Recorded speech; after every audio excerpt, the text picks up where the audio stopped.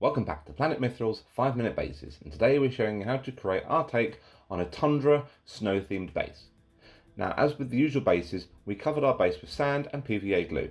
However, for this one, we've experimented with using a bit of cork board or cork offcut to create a nice plinth and rock in the middle of the base, which is a really nice area to be able to cascade the snow effect off later on and be a nice little plinth for your model to stand on and really show off on the tabletop.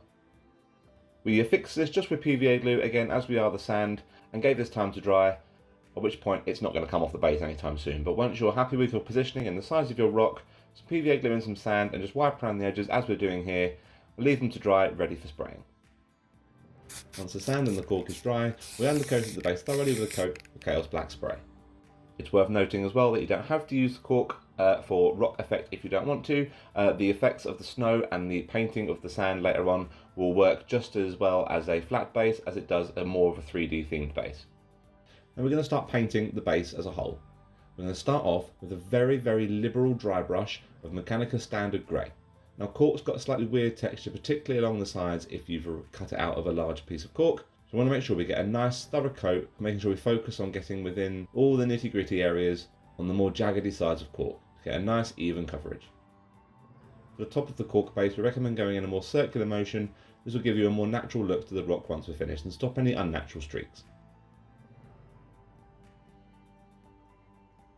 For the second dry brush, we're going to apply another fairly liberal but not quite as heavy dry brush over the top again with Administratum Grey.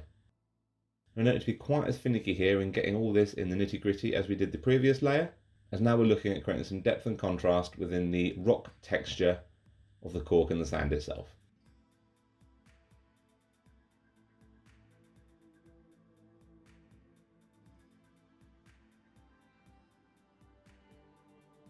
And again, with the top of the base, try and go in a circular motion with your brush to really give a nice natural all-over effect. And finally, apply a very light dry brush to the rock face now with Ulthuan Grey. At this point, you can focus this more on the edges of the rock and the more jagged, sharp areas where the light will be catching most prominently.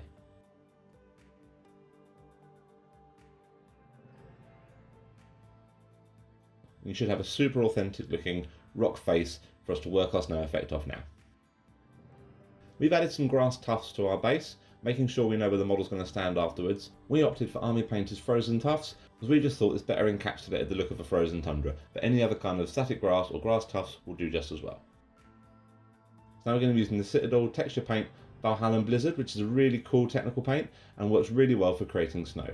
Now what we want to do, we want to glob this on with some sort of modelling tool or flat edge in a fairly large globule just over where you want the snow to be on the base. And then very carefully start feathering this out towards the edges, and the thinner we spread it out towards the edges, the more translucent it will be when dry and give the impression of slushy snow thawing out at the very edge of all the puddles. You can have it cascading down the side of the rock face and gathering up in larger mounds on the base of the sand. And then also you can feather this in and amongst the grass tufts as well, and it should catch on the very edges and give a really nice impression of frozen tips to the grass. And because the technical paint itself is quite light, it won't undo any of the effect the grass is going to have, and it will sit really nicely towards the top once we feather that in a minute with a brush. So as you can see, we're applying this in fairly liberal manner because we want our base to be really snowy and really tundra-y. So at this stage we're just loading on the base, and we're going to be feathering out to create a few more slushy areas in just a moment.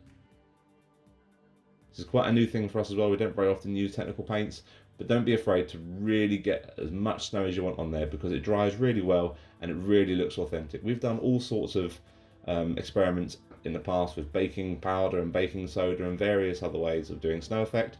This is by far the best way we found.